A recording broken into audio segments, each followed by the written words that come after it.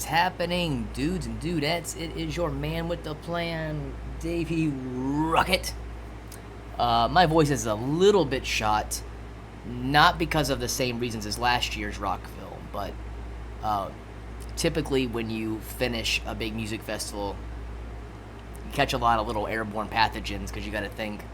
I mean, like this year there was 200. I think they counted like 200,000 plus at this year's festival. Something around like 55,000 a day.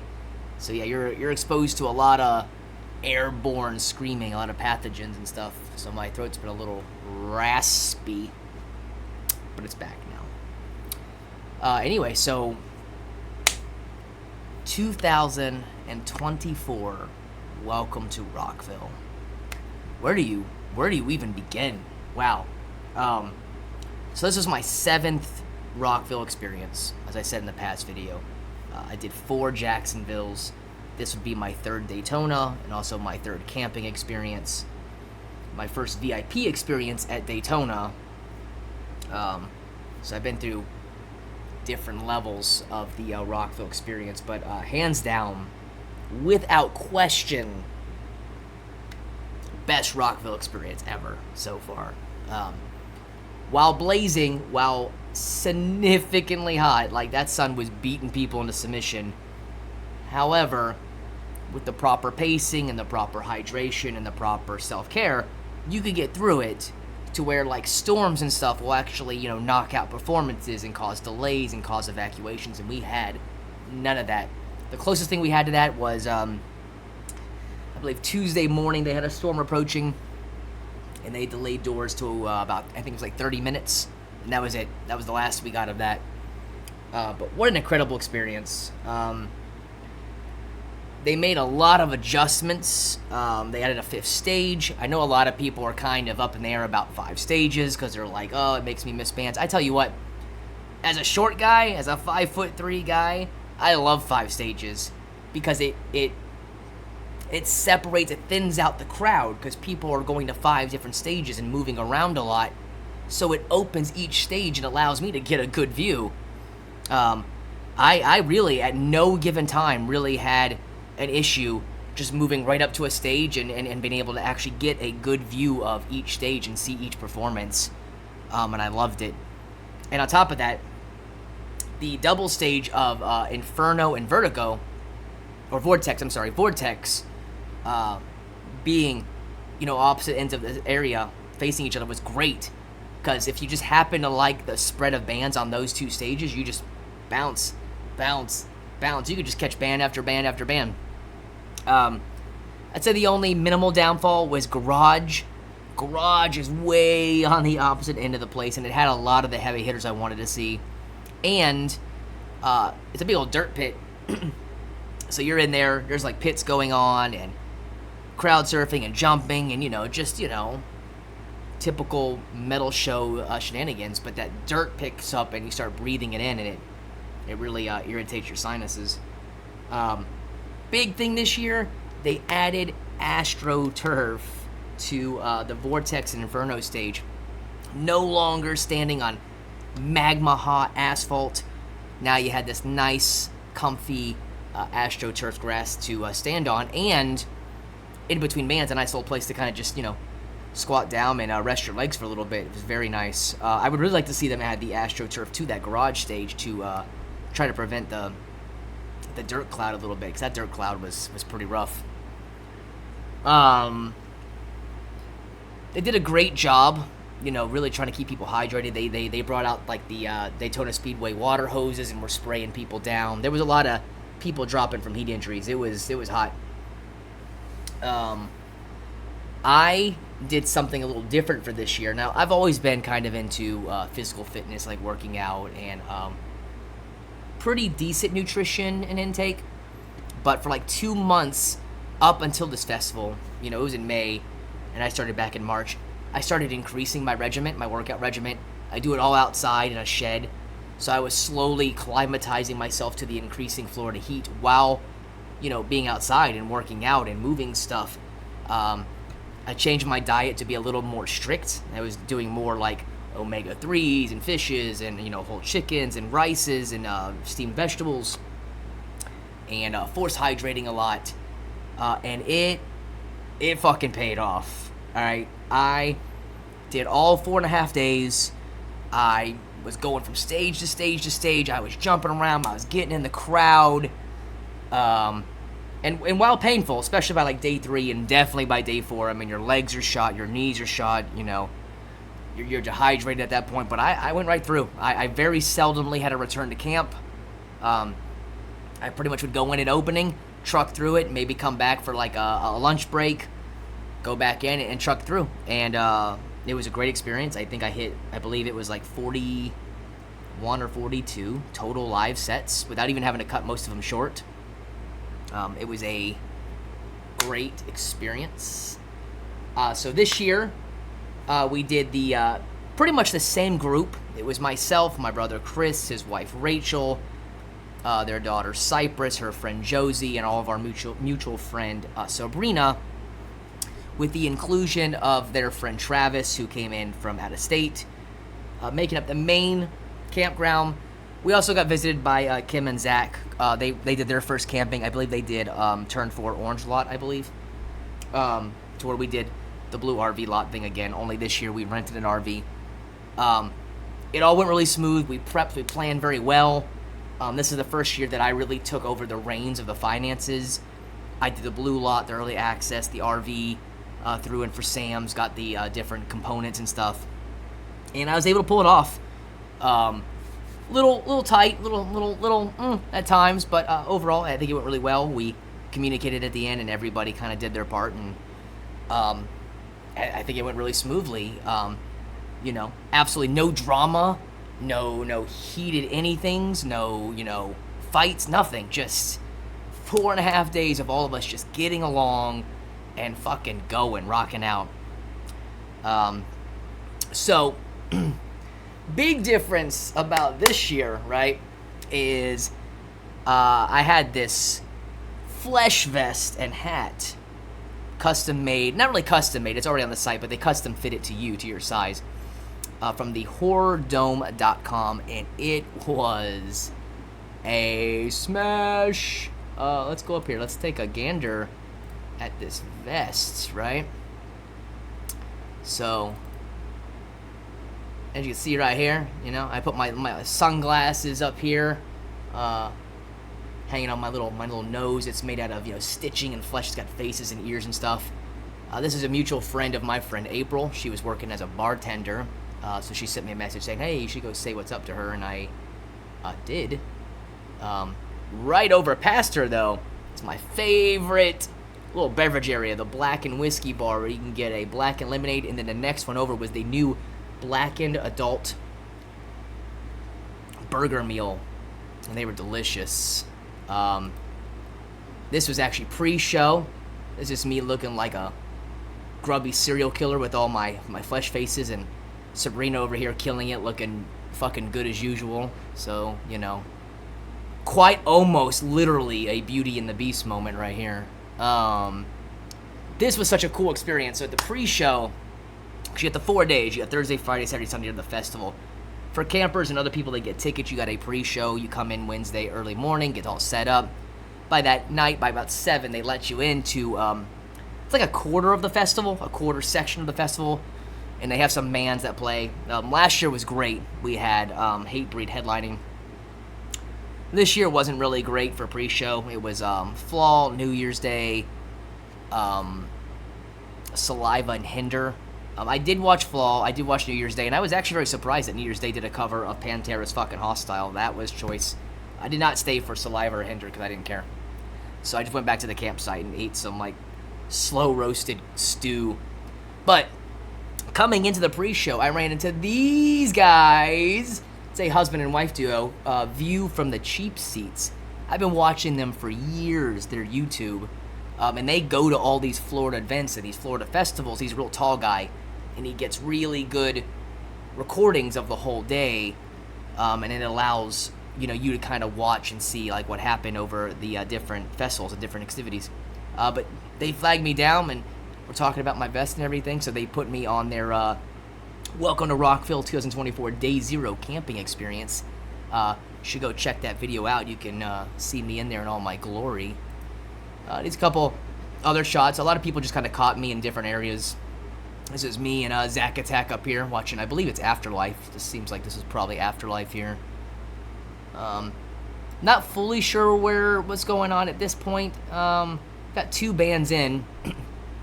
So that's Friday, and that's the Apex. So I'm actually facing away from the main stage. But I don't really recall what in the world I was fucking doing at that point. I got stopped hundreds of times for photos and selfies. So I'm all over the internet somewhere if people upload them. But there I am with some cool people. But yeah, I mean, super cool, right? So let's talk about 2004's Rockville. So again, I'm just gonna bring up the banner. So you had your Thursday, Friday, Saturday, Sunday. Your dual headliners were all your headliners for the day were Motley Crue closing out, Disturbed closing out the Octane stage, Machine Head closing out the Vortex stage, Kerry King closing out the Inferno stage, and Insane Clown Posse closing out the Garage. On Friday, you had Limp Bizkit closing out, Jelly Roll closing out, Mr. Bungle, In Flames, and Tech 9. Saturday, you had Foo Fighters, Queens of the Stone Age, Cypress Hill, Clutch, and Code Orange. And the final day, you had Slipknot, Evanescence, Sum 41, Black Veil Brides, and Polyphia. I think I decided it's Polyphia. Pretty sure. But let's take a step-by-step look at how the festivities went, right?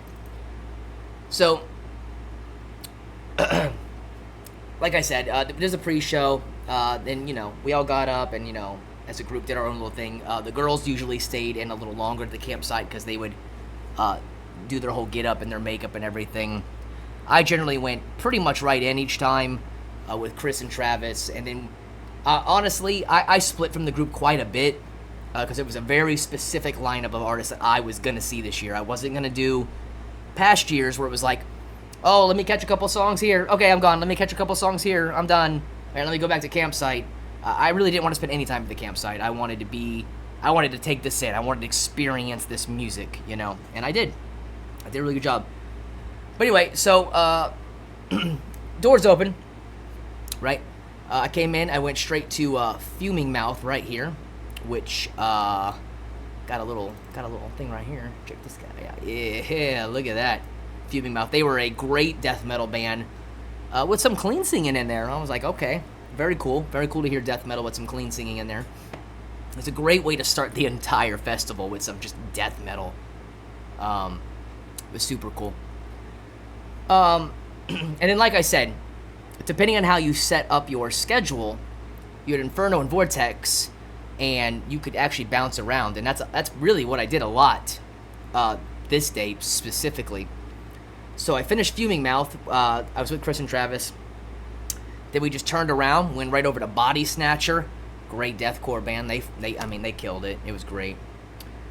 I could hear Orgy in the distance when I was walking back. I was gonna watch Spite, but I did need a lunch break, so I left, got some food, and then I came back to the Vortex stage, and I caught Gideon, which were great, and then I stayed put, because my whole goal for today was to get a nice, close spot for Shadows Fall.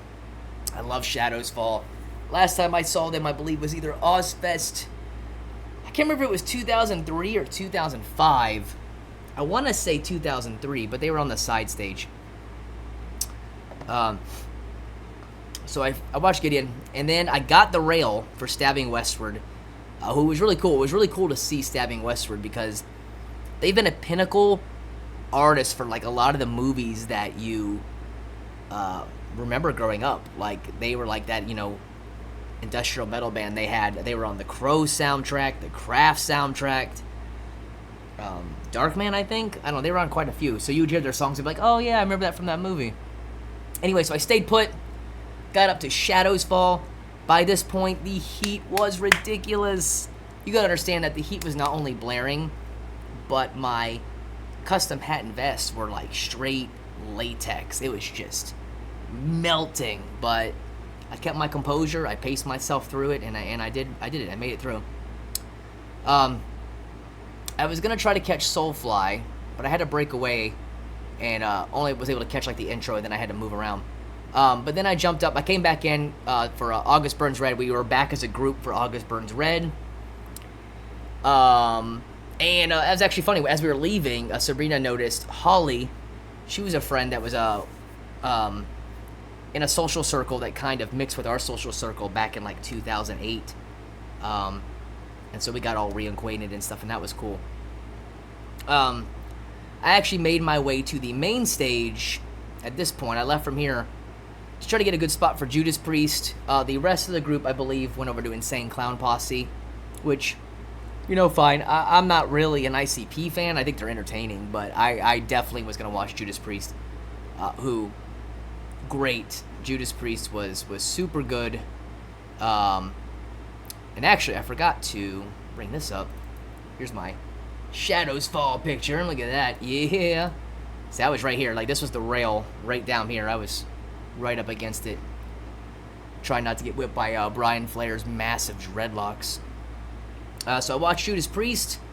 Then I broke from Judas Priest a little early because I wanted a good spot for this. I had to know what was going on with this. So Kerry King is the guitarist of Slayer, and he started his own solo band project called Kerry King because of the originality. And it features the singer of Death Angel, among 3 other thrash metal artists. I don't remember who they all are, but they were great. They played Kerry King specific new music, they played Death Angel music, and they played Slayer. Here's them actually opening up. It's pretty sick.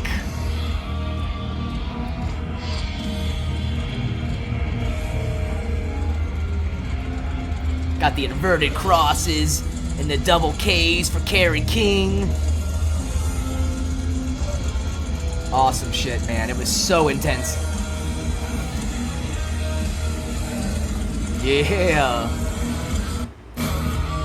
But more importantly, they busted out Rain in Blood from Slayer. And we got this.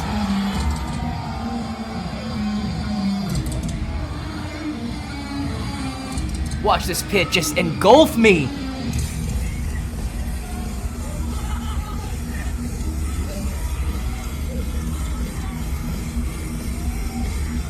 Hell yeah. So cool. So fucking cool. Okay, so yeah, that was the Kerry King experience. Some of the recordings, as you can see from that last one, are going to be vertical instead of horizontal. I thought I had it positioned right on my phone, but I'm a fuck up and I didn't. Anyway, so I finished Kerry King, got the shit beat out of me, and then I was done. I went back to camp because I don't like Disturbed and I really don't like Motley Crue, so I didn't even sit through them. I heard like the first quarter of Disturbed set, the sound quality was a little off, but they did get it all fixed up, so that's cool.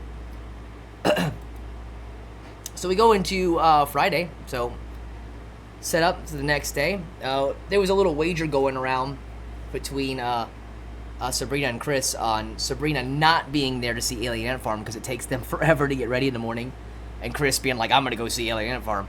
So Chris, Travis, and myself made our way to the Octane Drift stage early in the morning and just waited, and we took a picture of it. But she called him on it, and she got in there, so I don't know how that played out. But we didn't really watch him. We just watched the opening. They probably would have stayed, but I wasn't staying. I was going for Dying Wish. I was there that day for Dying Wish and Gate Creeper. These two specifically were big ones for me, and Electric Callboy. But it was crazy. So we got there. We got right to the Inferno stage. Here, actually, I got a funny video. Again, it's going to be vertical. I apologize. But it's Dying Wish opening up a pit. And Crispy and Good Guy Chris running in, completely unfazed by the sheer amount of kicks and punches coming in his direction to pick up some poor Mosher's foam because he's Good Guy Chris. It's pretty funny, though.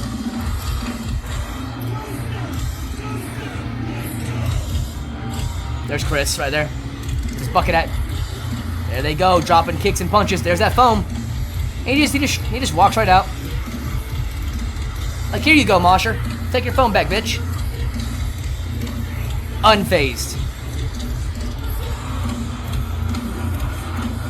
See? People always assume that, you know, these metal concerts are so brutal, but they're really not. I mean, there is beat-down hardcore shows that are pretty brutal where you can get your ass kicked, but, you know, you just don't go in the pit. Anyway, so they booked after Dying Wish. I stayed, and I sat through I See Stars, which were fine. I don't know, nothing really relevant. I was actually staying for Gate Creeper, and Gate Creeper were just re-fucking-diculous, dude. So good. So good. It was like this melodic, just great death metal. When they played From the Ashes and they had that end verse with the melodic playing with the guitar, it was just so good. Loved them. It sucked missing Harm's Way, but I had to catch Gate Creeper. I don't remember what happened after this. Oh, yeah, so I shifted through. Oh, yeah, I remember. So, I was going to try to go all the way to the garage stage to catch Kubicon, Texas. Because I really wanted to see them. But, I was actually trying to stay close to Inferno and Vortex because I knew I needed a good spot for Electric Callboy. This was one of the biggest bands of the weekend for me, and I had to see them. So I stayed in this area. I caught Eminence, caught Kitty. They still have it. They still kill it. They still play the old, like, new metal songs like Paper Doll and Brackish and stuff, as long as their newer, more heavy melodic stuff. It was good. They were good. And then I basically held my spot over at Vortex, and Nightser Ebb. They're just this, you know, EBM industrial dance band. It was just so funny. I just didn't think they would pull anybody, but there was actually a decent-sized crowd that stayed there and just danced and shuffled to their music. It was pretty entertaining. I just sat in the grass. I rest. And then when they were done, I got my spot on the rail, waiting for Electric Callboy, but I watched Slaughter to Prevail from across, because like I said, the stages were facing each other, so you could watch them. And then, bam, man, Electric Callboy started. So good. So good. I mean, MC Thunder, the Cascada remix. We got the moves, Hypa, Techno Train, all their catchy bangers. And they, you know, they came out, they did the little hearts, they put on the mullets, they put on the bowl cuts, they made us dance. And I mean, not spin kick dance. I mean, literally, we had to dance. We had to put arms around all the strangers and just jump up and down and dance. It was so enlightening to watch them. It was great.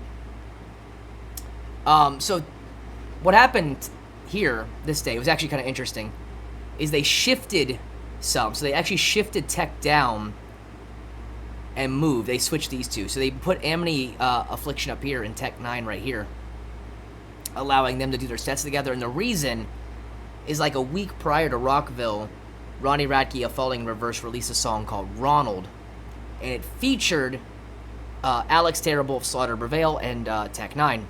So they moved them. That way, on Falling in Reverse's set, Tech 9 and Alex could jump in, and they did the song live. We were the first people on the planet to see the song perform live. Listen, Ronnie Radke's a douchebag, but I don't associate with the artist. I associate with the art. So while Ronnie Radke is a douchebag, I like Falling in Reverse. I like the music. While Alex Terrible is supposedly a Nazi sympathizer, so I've heard. Again, I don't care what Alex Terrible does. I like Slaughter to Prevail. I don't care what Marilyn Manson does. I like Marilyn Manson, the music. You know what I'm saying? Like, I don't get caught up in their personal agendas. I just like the art. I like the music. So, yeah, Falling in Reverse was really good, though. I mean, they went hard. It was pretty crazy. The pyrotechnics and the explosiveness of the set was really good. I then left because I watched Falling in Reverse from the VIP section with the rest of the group. But then half the group left to go watch Jelly Roll and half stayed in VIP. I broke away from both and just went into the crowd for Apex to wait for Limp Bizkit. And with the two main stages, whichever stage is playing, they'll broadcast it on the screens in front of you so you can still watch them. So I watched Jelly Roll from the Apex stage, but I wanted a good spot for Limp Bizkit, and I'm so glad I did. Limp Bizkit went so hard. I mean, break stuff, Nookie, Rolling, Behind Blue Eyes, the Mission Impossible theme, Rollin', just like, Nookie, all their staples, Faith. So many funny moments. They did a gender reveal. They brought some people up to do the gender reveal.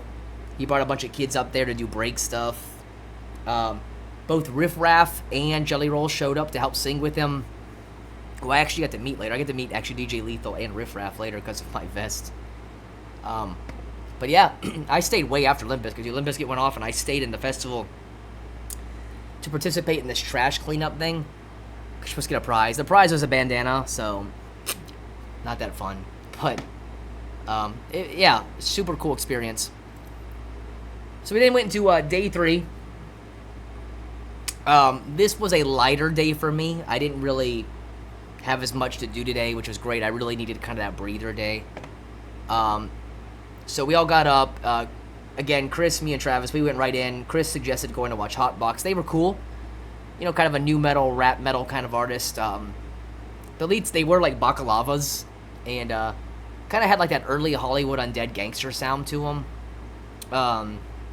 And the lead singer did like a corkscrew moonsault, just like on stage. I was like, what the fuck? And he did this cool thing where like he shot the guitarist, and the guitarist like fell on his back but kept playing. It was really neat. Then I made my way over to finally the garage stage to go see Afterlife. Kim really likes them, so I met Kim, Zach, and her brother over there for Afterlife, which I believe I've got a photo of that one. Yeah, right here. So this was the garage stage. There was a lot more people for Afterlife. This was just set up, so more people piled in. I was just there earlier, but they were good. I then took a nice long breather in here, and then made my way over to... Oh, no, I'm sorry. So I made my way over here. The camp group was watching Crowbot. I was over here for Head PE, but then we all met up for Head PE. They were great. They were a lot of fun. Watch that. But then we all split apart. I believe they were going back to camp and getting good spots for Stone Temple Pilots. Not a fan of Stone Temple Pilots. Not my thing. But they were all going for it, which is cool. I made my way back to the garage stage and just did the gauntlet. I watched this one, the Chisel. They were like... It sounded like UK anarchy punk. They were good. They were very catchy. But I had to stay, so I stayed for Stick to Your Guns and then the Mighty Terror. And like I said, the garage stage had this dirt ground, and it just... You could taste dirt. You could breathe in dirt as like clouds were forming from the pits and stuff. So fun. I then went back for a break. I believe they went from Stone Temple Pilots to watch A Day to Remember. Whatever. Day to Remember's catchy. Don't really care, though. But my end plan for the day was actually to go up here and watch Clutch and Cypress Hill and then be done. Because I wasn't watching Foo Fighters or Queens.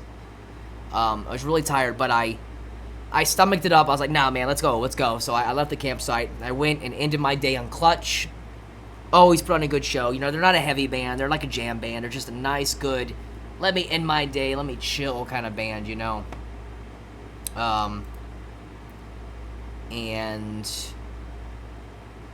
Actually, here we go. I forgot to show you these. And here's Stick to Your Guns.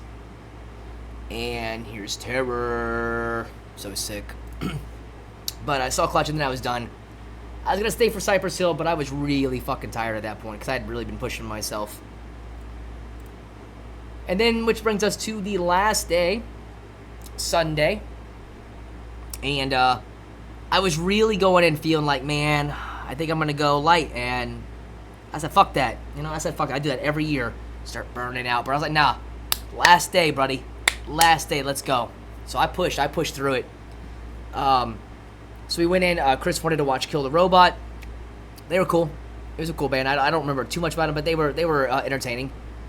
From Kill the Robot, we actually made our way over to the Octane Drift, where we watched I think Edema from the video thing. Then we watched Nita Struss, who was good. Nita Struss is the guitarist for Alice Cooper, but this is her solo band, kind of like the Carrie King thing. Then Taproot came on the screen from the Apex stage, and he sounded hideous. He sounded terrible. Like, wow. Apparently his earpiece or something wasn't working, but man, it was rough. But then Drowning Pool started up, and they destroyed the Octane Drift. When they hit bodies, man, that was a huge... It was like a cyclone of dirt, grass, and smoke coming up from the middle of the pit. It was pretty good. So then, we all made our way over here to catch the end of While She Sleeps. And there was a modification, another modification, like the Tech 9 one. Right here, the Ghost Inside actually got moved down to here. So we went in, we watched the Ghost Inside. Incredible. They were a great band, as they should be. It's the Ghost Inside. They are so good. Go watch them if you ever get a chance. Then after the Ghost Inside, we all divided and split up again. I made my way over back to VIP, where I watched the whole Wage War set. It's so good to see the Arcala boys moving up. I mean, they're like, what? 4 down from the headliners of the Rockville main stage. I could see Wage War, Architects, Falling in Reverse. I could see them being like the future headliners of Rockville in a few more years. For sure, they're really killing it. I was solo for a while. I was about halfway through Architects. Then Sabrina and Rachel found me.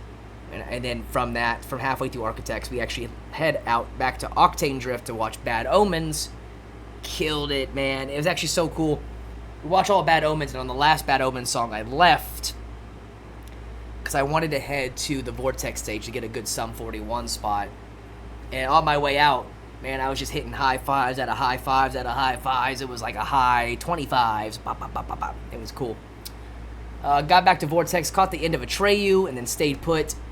And then Sum 41, man. Sum 41 was, along with Electric Callboy, probably the most fun set of the weekend. They hit all the songs you probably think they would.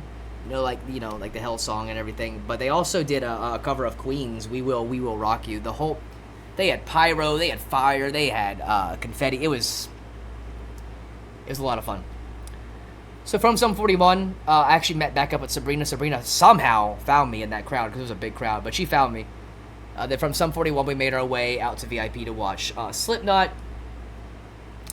Slipknot always put on a good show. I wasn't specifically, pumped for them because I've seen them a lot, but they did bring back like their old jumpsuits, and they played a lot of their self-titled music and early stuff, so it was a lot better. We did about halfway to 3/4 of their set, and then made our way back to the campsite just because we wanted to beat the crowd. We were all burnt out by then. I mean, this is 4.5 days of sleep deprivation and dehydration and substance abuse and jumping around, and it's a lot of shit to take in, But it was just such a fucking experience, man. And then I didn't even get to the VIP, right? So we tried VIP Daytona this year. I did VIP in Jacksonville, and it wasn't that special, but this one was special. First of all, you had your own VIP access, so boom, in, out, no problems getting in and out of the festival, just precision. But then you have your own huge, VIP city with your own huge bar and shade and seating and TVs and monitors and viewing of both the Apex and the Octane stage, our own merch, our own rides, our own AC restrooms. I actually went in early Sunday, went right in just to use their AC bathrooms. They were really nice, very crisp, very cool. So you didn't get warm toilet seats, because you don't want a warm toilet seat. Fun fact, I was coming out of the VIP bathrooms, and I saw what I thought was the doppelganger of Shotzi Blackheart. For any of you WWE NXT fans, Shotzi Blackheart is the green-haired, alt wrestler that brings out the little mini tank and shots. And I was like, man, that looks just like Shotzi Blackheart. It was Shotzi Blackheart. I found that out later when I got home. People were taking pictures with her, and I was like, fuck. Man, I could have got a picture with Shotzi, man. God. But I did get a picture with Ashley and Danny Hayes. Finally met them after 7 years of coming to Rockville. So I got to hang out with them and take a selfie with my gross-ass flesh vest, which was nice. Just I mean, such a cool experience. Got my island noodle fix. They were great. But like I said, I also tried that new black and whiskey burger kids meal thing. Delicious. They had like 3 different burger types. And if you already drink their whiskey drinks anyway, you could actually add that to the combo, and the drink was a little cheaper. So that was nice. So that takes me to what's next, right? Like, am I going to do 2025? You fucking ain't right, I'm going to do 2025. What a great experience that was, and it can only get better. I'm gonna do the same thing. I'm gonna VIP it. I'm gonna get an RV rental. I'm gonna get a blue lot. I'm gonna get early access. I'm gonna stockpile food and resources, and I'm gonna do it again. I'm gonna do another 4.5 long day banger. Trying to prep myself even more physically this time, so I can go a little harder. Gonna bring back the Flesh Fest. Make some modifications to it. Maybe a little "Hello, my name is Davie Rockit" on there, so people can tag me, so I can find my Flesh Fest online, because I can't find a lot of them right now. So, there's already some rumor mills. The top rumor mills as of now are the headliners looking like they are going to be AC/DC, Pearl Jam, a Linkin Park reunion, and it was talked that System of a Down was high on the list, but I believe the news just came out that Serge actually wants them to find a new singer for System of a Down because he doesn't want to do touring. However, I could see System of a Down still doing like a festival here and there. Maybe not a tour, but yeah, I could absolutely still see them jumping on. So as of right now, your top contender headliners are System of a Down, this Linkin Park reunion, AC/DC, and Pearl Jam. I believe Marilyn Manson is probably a top contender too, because he's coming back into the fold now. I could definitely see him being, if not one of the Apex headliners, one of the Octane headliners for sure. But if you'd like to know what kind of Rockville I would put together, I done did that. I made one. Check out this beastie. Alright, so obviously it's a little more fine-tuned, a little more catered to my likes versus, you know, what would probably be a good ticket seller. And though it wouldn't be like my dream lineup, because my dream lineup would feature a lot more artists that, just quite honestly, I just don't think could ever make it on the lineup, you know, like a Non-Nothgra and Aborted and stuff. But I really wanted to push the idea of a much heavier Rockville that catered around like the thrash and the metalcore and the deathcore and some grind in there and some aggro tech and just, you know, a little more heavier stuff all around, while still kind of mixing it up with some hip hop and some rock and punk and everything too. So this is what I came up with for my 2025 Rockville. We got my Thursday Apex being headlined by Slayer, which would also feature Overkill, Seven Dust, The Black Dialer Murder, Butcher Babies, Great American Ghost. For Octane, I threw on Arch Enemy as the headliner, with Heaven Shall Burn, Amon Amarth, Poison the Well, Stick to Your Guns, and From Autumn to Ashes running that stage. For the Vortex, I put High on Fire as a headliner and threw on Strapping Young Lad, Insterfirm, Ghoul, Municipal Waste, and Dead Heat. For the Inferno, Dead Lorna Shore, Fit for a King, Cephalic Carnage, Gate Creeper, and Dying Wish will come back again, with Moore's Premium Established? I don't know what the EST is, I'm going to be honest. Est. And then the Garage, I got KMFDM headlining with Feeder to the Shark, Skin, The Bunny, the Bear, Rabbit Junk, and Feeder of Domination. Now, what you'll see in mine is I try to keep kind of like genres together. Like, they're not all specifically the same, it's a little different, but that way, like, instead of having to jump and run around, like, I figured it would allow you to, like, pick a stage and be like, okay, I'm just going to hold this stage because it's got a lot of bands I like. So for my Friday, I threw on System of a Down as the main headliners, but it would also feature Deftones, As I Lay Dying, On Earth, Norma Jean, and It Dies Today. Octane having Rise Against as the headliner with Whitechapel, Avatar, The Birthday Massacre, Bella Morte, and Jackoff Chill. Vortex headlined with Ice Cube, but also featuring Yellow Wolf, Twisted, Cottonmouth Kings, Puya, and Boondocks. Inferno has got Body Count with Jedi Mind Tricks, Bill Saber, Scarlord, Dead Star Assembly, and Crossbreed. And Garage got the Dillinger Escape playing with the Red Chord, Comeback Kid, Walls of Jericho, Ringworm, and Professional Murder Music, making this one of the fucking heaviest hitters right here. Oof. Oof.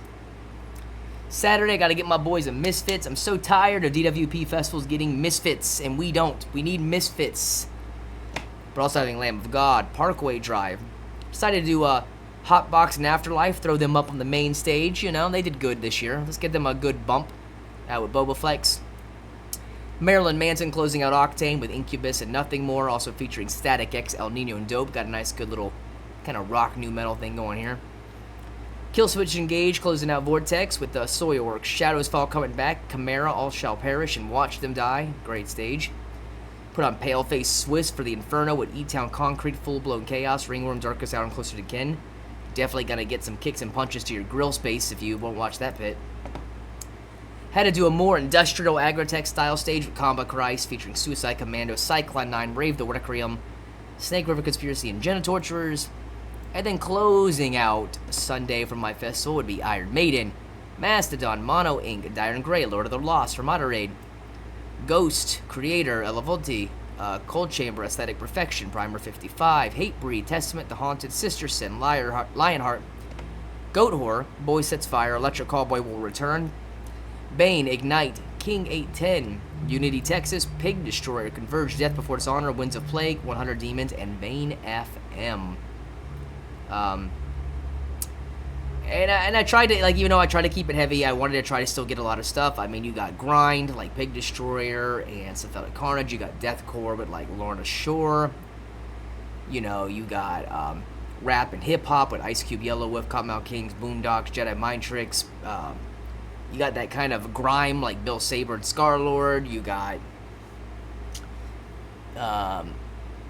you know, more unique electronic music like Skinned, and Rabbit Junk and Fear of Domination.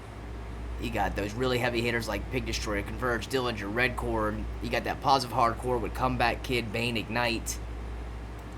You got that melodic kind of, you know, sweet and hidden metal like with The Haunted and Heaven Shall Burn and Arch Enemy, and I believe Soilwork right here.